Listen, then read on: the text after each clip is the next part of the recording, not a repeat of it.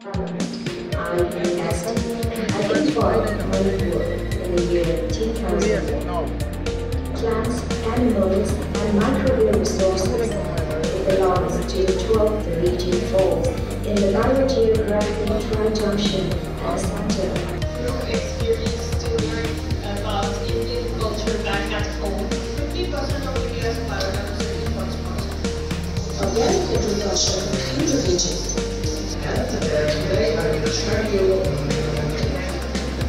I extend my warm greetings to all of you gathered here from India and abroad, whether on physically as well as online, united by a shared vision of shaping the future, vaccines and therapeutics, and from utilization of এখন আন্তৰ্জাতিক কনফাৰেন্সৰ ইনাগুৰেল session হৈ গ'ল আৰু আসলতে এই international কনফাৰেন্সখন মানে সাষ্টেইনেবিলিটিৰ ওপৰত গ্লোবেল হেল্থৰ ওপৰত যি বিজ্ঞান প্ৰযুক্তি পলিচি বা নতুন আৱিষ্কাৰ হৈছে মানে গোটেই বিশ্বৰ মানে ভাৰসাম্যতা ৰক্ষাৰ কাৰণে সাষ্টেইনেবিলিটি এই কাৰণে এই বিষয়ে আলোচনা হ'ব।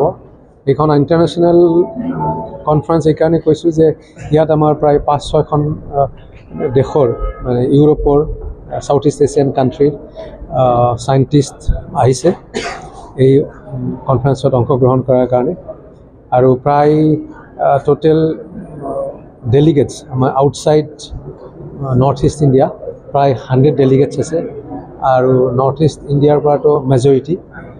3দিনীয়া এই কনফাৰেন্স প্ৰত্যেক এই কনফাৰেন্সৰ প্ৰায় আমাৰ 12-14টা থিম আছে। পেৰেলেল সেশন চলিব কাৰণ বেলেগ বেলেগ থিমৰ মানে সময়ত 3 দিন সময় আচলতে এখন ইণ্টাৰনেশ্যনেল কনফাৰেন্স কৰাৰ কাৰণে সহজ নহয়, কিন্তু অসম ডাউনটাউন বিশ্ববিদ্যালয়ত আমাৰ ফেচিলিটি আছে যে যিকোনো এটা সময়তে 4টা কনফাৰেন্স হলত মানে এই মানে পাৰ্টিচিপেণ্টসকলে নিজৰ নিজৰ বিজ্ঞানৰ মানে যিটো তেওঁলোকৰ আৱিষ্কাৰ তেওঁলোকৰ যিটো তথ্য লৈ আহিছে সেইবিলাক প্ৰেজেণ্ট কৰিব। অভাৰঅল এনেকুৱা এখন আন্তৰ্জাতিক কনফাৰেন্সে আমাৰ ৰিজনটোক আমাৰ বিশ্ববিদ্যালয়ৰ পৰা অসমখনক বা ৰিজনটোক মানে আন্তৰ্জাতীয় বিজ্ঞানী বা একাডেমিচিয়ানক দেখুৱাত সহায় হয়।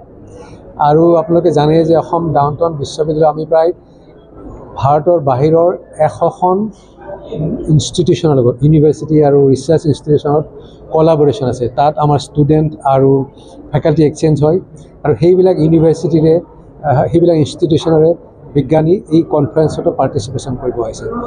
অভাৰঅল আমাৰ যিটো মানে নেশ্যনেল এডুকেশ্যন পলিচি 2020 ভিতৰত যে ইণ্টাৰনেশ্যনেলাইজেশ্যন অফ আৱাৰ ইনষ্টিটিউশ্যন মানে তাৰে ভিতৰতো আমাৰ এই কনফাৰেন্সৰ পতাৰ উদ্দেশ্যটো হৈ পৰে। আপোনালোকে অলৰেডি জানে যে এইখন বিশ্ববিদ্যালয়ত প্ৰায় 17খন বিদেশী ৰাষ্ট্ৰৰ ছাত্ৰ ছাত্ৰী আছে, তো তেওঁলোকৰ কাৰণে বিদেশৰ বিজ্ঞানী আহি প্ৰেজেণ্ট কৰাটো এটা তেওঁলোকৰ অনুপ্ৰাণিত হ'ব। মানে গতিকে অভাৰঅল এই ইণ্টাৰনেশ্যনেল কনফাৰেন্সখনে গ্লোবেল ছাষ্টেইনেবিলিটি গ্লোবেল হেল্থৰ যথেষ্ট অৱদান আগবঢ়াব বুলি আমি বিশ্বাস কৰোঁ। বিষয়বস্তুটো আজি ভাল লাগিলে শুনিলে। মই প্ৰথমবাৰ আছাম ডাউনটাউন ইউনিভাৰ্চিটি আহিছোঁ, thanks to doctor Talukdar vice chancellor, তেখেতে মাতিলে। প্ৰথম গৈ লৈছোঁ, খুব ভাল ইম্প্ৰেশ্যন এটা হ'ল গোটেই ইউনিভাৰ্চিটিখন দেখি। অভাৰঅল কি ধুনীয়াকৈ আছে, ষ্টুডেণ্ট 10,000 আছে, ভাবকচোন ফেকাল্টি কিমান আছে। প্ৰাইভেট ইউনিভাৰ্চিটি হিচাপে এই বৰ বঢ়িয়া কাম কৰি আছে, মানে ষ্টুডেণ্ট নাম্বাৰ বা আদাৰৱাইজ ৰিচাৰ্চ। আজি যিখন আছে এইখন কনফাৰেন্সলৈ স্পেচিফিকেলি আহিছিলোঁ, য'ত মানে ডিফাৰেণ্ট ডিছকাশ্যন ফৰেইন পাৰ্টিচিপেণ্টছ আহিছে, ইণ্ডিয়াৰ বেলেগ পাৰ্টৰ পৰা আহিছে, আমাৰতো আছেই নৰ্থ ইষ্টৰ। গ্লোবেল যিটো হেল্থ ছিকিউৰিটি বেচিকেলি তাৰ ওপৰত গ্লোবেলি গোটেই পৃথিৱীটো এটা ইছ্যু যে মানুহৰ এই হেল্থটো কেনেকৈ ছিকিউৰ কৰি ৰাখিব পাৰি সেই সংক্ৰান্তত আহিছিল। গতিকে মই তাকেই মানুহৰ মানে হেল্থ ছিকিউৰিটি মানুহ বুলি নহয়, আজি মানুহৰ লগত এনিমেল আছে, এনভাইৰনমেণ্ট আছে, ফুড আছে, আটাইকেইটা কম্বাইন কৰিলেহে ছায়েন্স টেকন'লজি লগাই এই গ্লোবেল হেল্থ ছিকিউৰিটিটো হ'ব।